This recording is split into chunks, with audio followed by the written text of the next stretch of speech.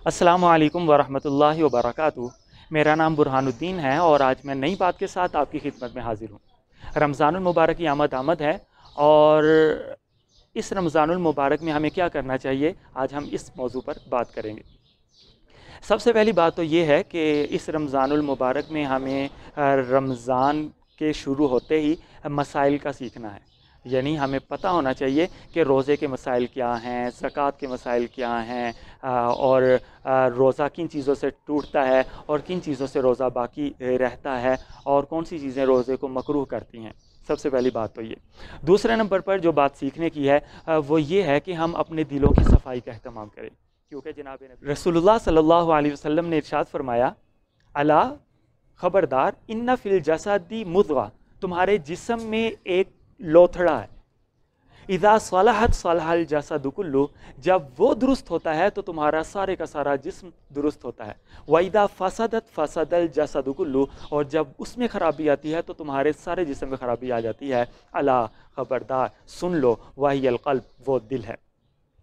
तो इसलिए हमें अपने दिलों की सफाई का भरपूर एहतमाम करना चाहिए। और दिलों की सफाई क्या है कि हम अल्लाह ताला का ज़िक्र कसरत से करें, कुरान मजीद की तिलावत कसरत से करें, और नमाज दिल लगा कर पढ़ने की कोशिश करें, और रोज़े की हालत में गुनाह सगीरा और गुनाह कबीरा से बचने का भरपूर एहतमाम करें। इसके अलावा नंबर 3 बात जो हमें अमल करना चाहिए वो निज़ामुल औक़ात की पाबंदी है। यानी हमें एक निज़ामुल औक़ात को तरतीब दे लें। उसका फ़ायदा क्या होगा? उसका फ़ायदा ये होगा, अगर मैं आप में से किसी फ़र्द से सवाल करूं कि आपका गुज़श्ता रमज़ान कैसा था, तो आप कहेंगे कि जब रमज़ानुल मुबारक शुरू होना था तो रमज़ानुल मुबारक की इब्तिदा से कबल तो हमने बहुत से इरादे किए थे कि जब रमज़ान स्टार्ट होगा मैं ये भी करूँगा, ये भी करूँगा, ये भी करूँगा। लेकिन जैसे ही रमज़ानुल मुबारक की इब्तिदा हुई तो मैं अपने मामूलात में ठंडा पड़ गया। यानी वो मामूल जैसे मैंने करने का सोचा था वैसे मैं कर नहीं पाया। तो ये चीज़ जो है वो बहुत ज़्यादा नुकसान देती है। तो इसका सबसे बेहतरीन तरीका ये है कि हम एक निज़ामुल औक़ात तरतीब दे लें, और उसी तरीके से यानी अपने आप को मजबूर कर दें कि हमने इस रमज़ानुल मुबारक को उस निज़ामुल औक़ात के मुताबिक ही लेकर चलना है। जिस वक्त हमने नमाज़ पढ़नी है नमाज़ पढ़ें, कुरान मजीद की तिलावत को जो वक्त दिया है वो करें, जो ज़िक्र अज़कार को वक्त दिया है वो करें, और मखलूक़ खुदा की खिदमत के लिए जो वक्त हमने उसमें रखा है उसे मखलूक़ खुदा की खिदमत में गुजारें। इंशाअल्लाहुल अज़ीज़ ये रमज़ान हमारा बेमिसाल होगा। चौथे नंबर पर करने का काम ये है कि अल्लाह तबारक व तआला ने इरशाद फरमाया, शहरु रमज़ान अल्लज़ी उन्ज़िला फ़ीहिल क़ुरआन, ये महीना ऐसा है कि इसमें अल्लाह तबारक व तआला ने कुरान मजीद नाजिल किया। अब हमें करना क्या चाहिए? हमें सबसे ज़्यादा जो कुर्ब हासिल करना चाहिए वो कुरान मजीद के साथ है, क्योंकि कुरान मजीद ही अल्लाह तबारक व तआला के साथ हम कलामी का एक ज़रिया है। यानी जब हम ये चाहें कि अल्लाह ताला हमसे गुफ्तगू करे तो कुरान मजीद की तिलावत का हमें एहतमाम करना होगा। तो कुरान मजीद की तिलावत का एहतमाम बहुत ज़्यादा ज़रूरी है, और इसके साथ साथ कुरान मजीद का फ़हम हासिल करना होगा। उसके लिए आप लाइव किसी दर्स की क्लास में भी शामिल हो सकते हैं। बहुत से ऐसे उलमा हजरात हैं कि वो लाइव दुरुस्त की क्लासेस का एहतमाम कर रहे हैं रमज़ानुल मुबारक में, उन क्लासेस में आप शामिल हो जाएं। और दूसरा तरीका इसका ये हो सकता है कि ऑलरेडी जो यूट्यूब पर दर्स कुरान मौजूद हैं, डॉक्टर इसरार साहब रहमतुल्लाह अलैह का बहुत ज़बरदस्त दर्स कुरान जो है वो मौजूद है, तो आप उससे इस्तिफ़ादा कर सकते हैं। डॉक्टर शुजाउद्दीन शेख हैं डॉक्टर इसरार साहब के शागिर्द, आप उनके दर्स कुरान से इस्तिफ़ादा कर सकते हैं। इसके अलावा आप अपने अपने मसालिक के किसी भी आलिम के दर्स कुरान से इस्तिफ़ादा कर सकते हैं। तो रोज़ाना की बुनियाद पर आप एक टाइम इसके लिए भी निकालें कि आप दर्स कुरान से इस्तिफ़ादा कर सकें। हाँ, वो हज़रात जो कि किताब बीनी की आदत जिनमें मौजूद है, अगर नहीं मौजूद तो वो हमें डालनी चाहिए, लेकिन अगर जिनमें मौजूद है तो वो तफासीर के मुताले का एहतमाम कर सकते हैं।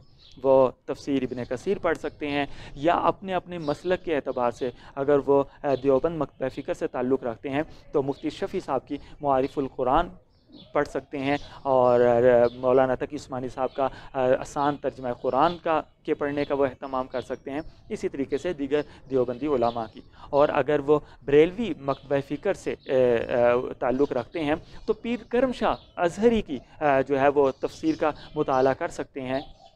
اور اگر وہ تعلق رکھتے ہیں اہل حدیث مکتبہ فکر سے تو پھر وہ جو ہے مولانا جوناگڑھی رحمۃ اللہ علیہ کی تفسیر کا مطالعہ کر سکتے ہیں۔ تو ہمیں چاہیے کہ ہم ضرور جو ہے اپنی مزاج کے مطابق کسی نہ کسی تفسیر کا مطالعہ کریں اور اس رمضان کو باکمال بنانے کی کوشش کریں۔ اور پانچواں کام اس رمضان المبارک میں کرنے کا یہ ہے کہ ہم اس رمضان المبارک کیونکہ کرونا کی وجہ سے، کرونا کے وائرس کا شکار ہونے کی وجہ سے بہت سے لوگ جو ہیں وہ اپنے گھروں سے باہر نہیں نکل پا رہے، ان کے کاروبار متاثر ہو گئے ہیں، اور وہ لوگ جو ہم میں سے دہاڑی دار طبقہ تھا وہ تو بہت ہی زیادہ متاثر ہوا ہے۔ تو اس رمضان المبارک میں خود اچھی افطاری اور اچھی سحری کرنے کے ساتھ ساتھ اپنے اہل محلہ اور اپنے اہل علاقہ میں بھی اس بات کا بھرپور اہتمام کرنے کی کوشش کریں کہ آپ کسی کے کام آ سکیں، کسی کی سحری کروا دیں، کسی کی افطاری کروا دیں، اور کسی کی مصیبت میں اس کے کام آ جائیں۔ انشاءاللہ العزیز اللہ تبارک و تعالی